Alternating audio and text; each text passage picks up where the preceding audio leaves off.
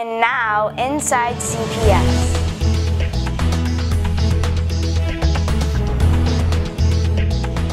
Welcome back to Inside CPS. I'm Jessica Perez, and I'll be your guide as we explore what's been happening lately around the district. In this episode, we'll learn about the valuable opportunities made available to our students through a beneficial program called CPS Connects. We'll also hear about what the district is doing to help keep students at school and reduce absenteeism from Aarti Dhupelia, the chief from the Office of College and Career Success. And in this episode's teacher feature, we'll introduce you to Maggie Kendall, a high school science teacher who recently made headlines after receiving a special surprise for her students thanks to the strong support she received from social media. Finally, we'll share a glimpse of how the district celebrated its 25th anniversary of local school councils. And as always, catch you up on the latest CPS news. We begin today with our teacher feature, where we meet Maggie Kendall, a teacher at the Chicago High School for Agricultural Sciences. Watch and see how the $100,000 grant she received from Farmers Insurance will transform her animal science curriculum to a whole new level.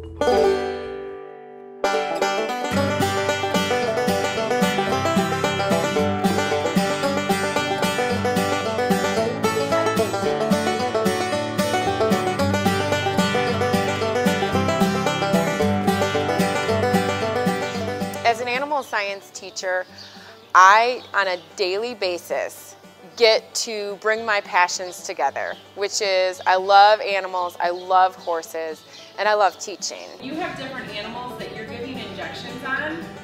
Like yesterday we talked about using a fine 20 gauge needle versus a 16 gauge needle. Miss Kendall, she knows a lot about what she does with the animals. She's always so excited about working with the animals with the students, and she's always on point with everything that she teaches us with the animals, and she tries to get us to do so much with them, as much as we could hands-on with them.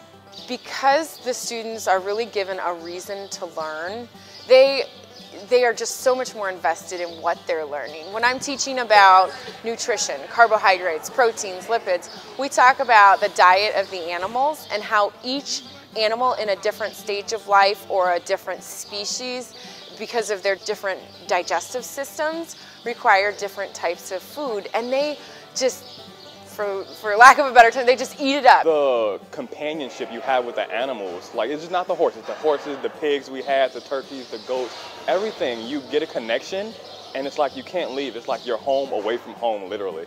Teaching is a job that involves teaching a student and making them feel comfortable in your environment, and a book doesn't necessarily bridge that gap between a student who wants to learn and a student that is emotionally withdrawn.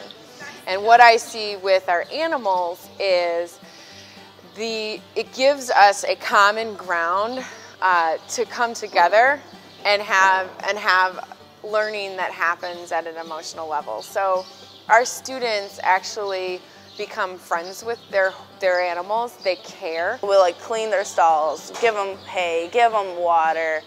But a fun perk that we get to do is groom them and give them a lot of love, lots of love. I like to work here, take care of the animals.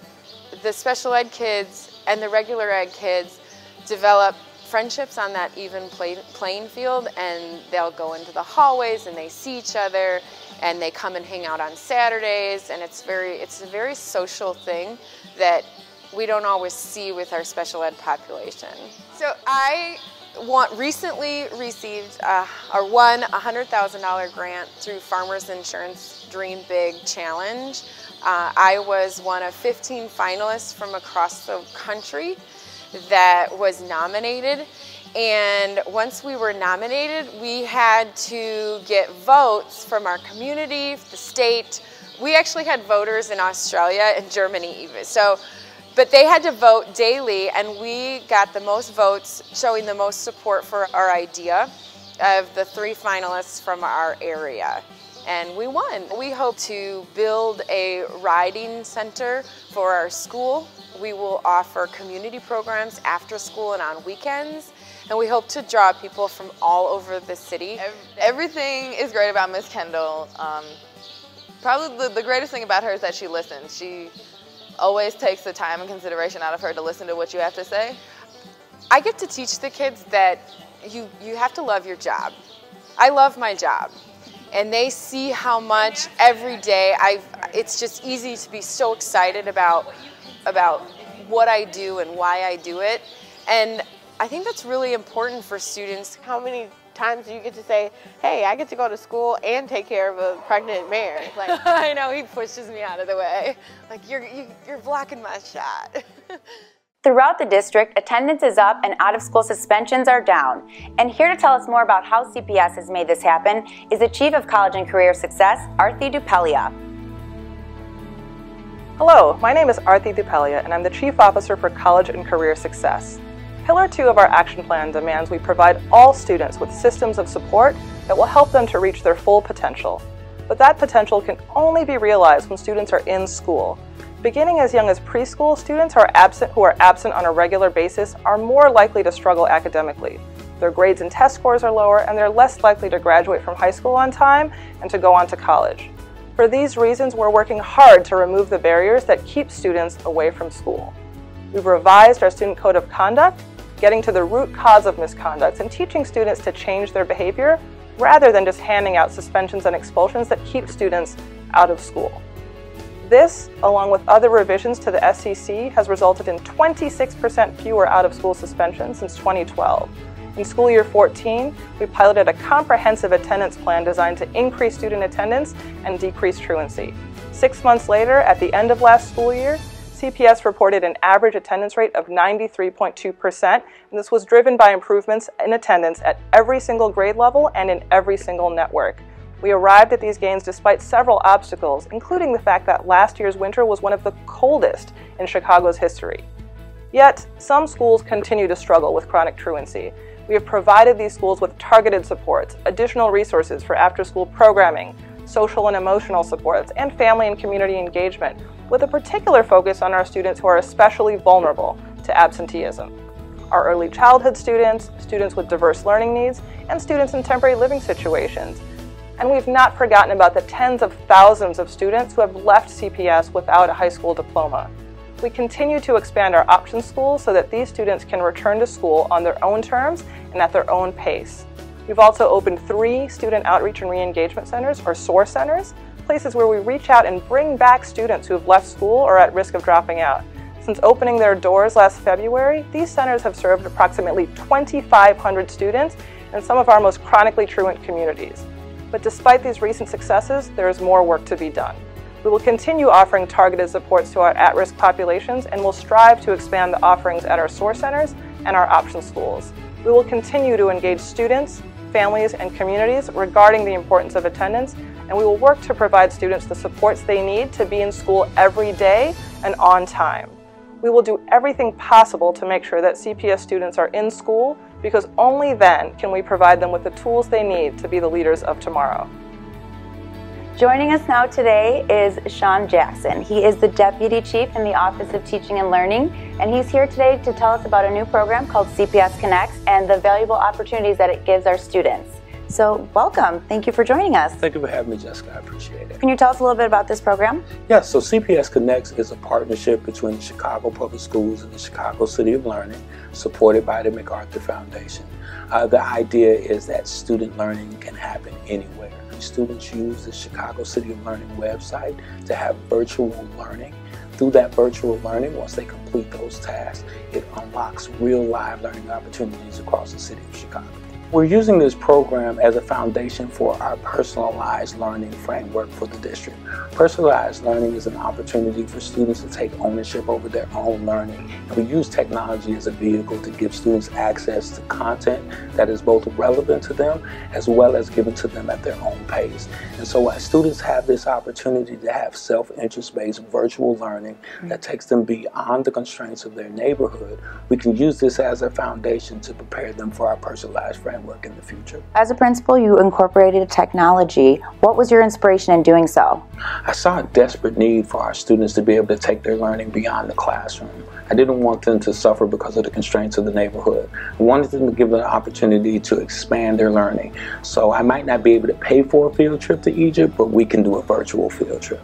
And my students really respected that. The community got behind it, and it really allowed me to tailor learning experiences in a way that really engaged students. How do students sign up and get involved with this program? Sure. So they go on the Chicago City of Learning website. It's actually chicagoofcityoflearning.org/CPS. All they will need is their ID, and they can sign up right on the page. It's available to students all across Chicago public schools. We are targeting in our Claim Account campaign 3rd through 8th grade students, January 5th through January 30th. Well, thank you so much for joining us today, Sean, and telling us about this program, CPS Connects. It sounds like an absolutely wonderful opportunity. And for those of you at home or in the classroom that are interested in signing up for this program, one more time, could you let us know that website? Yes, chicagoCityofLearning.org/CPS. Claim your account. Welcome to CPS News. Students and staff return to the classrooms feeling refreshed and ready to enjoy learning again after enjoying a 2-week winter break. Classes resume for CPS on Monday, January 5th, and along with the new year comes the opportunity to embrace new initiatives. Initiatives like the Chicago Higher Education Compact, which will focus on helping CPS graduates complete their college degrees. Through research and best practices, this group of education professionals hopes to raise the college graduation rate for our students to 60% by the year 2025. Turning to the arts, CPS is excited to announce a $10 million investment in arts education for the 2015-2016 school year. The district's Creative Schools Fund will add an additional $1 million, with all money going toward fully implementing our groundbreaking arts education plan. Investments are also being made in our STEM programs, where students are learning the technology skills they'll need to compete in a 21st century economy. Some of our STEM students recently invited their parents to spend a day shadowing them at school so that their families could catch them in action. Parents from STEM Magnet Academy marveled at their children's technology skills and got a glimpse of what it's like to be a CPS STEM student. Skills of an entirely different sort were on display at Marshall High School, where the Harlem Globetrotters recently paid a visit to the school's basketball teams. With their comedic style, these athletes taught the Marshall players some tricks never before seen on their basketball court. 25 years ago, CPS began giving parents, educators, and community members a stronger voice in managing their local schools. Let's see how the district commemorated this important milestone for its local school councils. Thank you all for coming.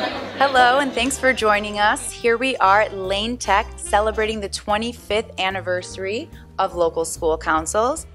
As a local school council is a group of individuals, 12 in elementary schools and 13 in high schools, that their function is to support the school with academic achievement. It's amazing that it's been here for 25 years. I mean, when it started, there was a lot of skepticism and, oh yeah, this is another thing the politicians are giving us. But I feel that over the years, it really has given a voice to the parents, to the community, and to the teachers. And now local school councils has such a great responsibility throughout the system. They are responsible for selecting the principal of the school. LSEs are responsible for the school improvement plan for the entire 2 years. It's been awesome. It's been awesome to be able to help the community, not just the school itself and the kids, the students, my children, but the community. It's a great experience. When you think about the children and the education and what's best for them, it keeps you moving on. And I loved every minute of it. And as you can see, I'm still loving it because I'm still here. How can I run to be an LSE member if I don't know anything about that? Well, it doesn't matter. As soon as you come in on board, we will provide the trainings. We are providing online training in English and Spanish. And also, we have been certified 25 external partners to provide trainings to local school councils. It is really a remarkable achievement. When you stop to think about all the changes in Chicago we've had, this is a part of the Chicago Public Schools that has not changed. It's gotten bigger and better. And that's a wrap for this episode of Inside CPS. I'm Jessica Perez, and I thank you for tuning into this edition of our broadcast. If you have a story idea that you would like to see featured on an upcoming episode, we would love to hear from you. Email your idea to spotlight@cps.edu. We wish you all a very happy and healthy new year and look forward to sharing our stories with you next time. So be sure to tune in to Inside CPS.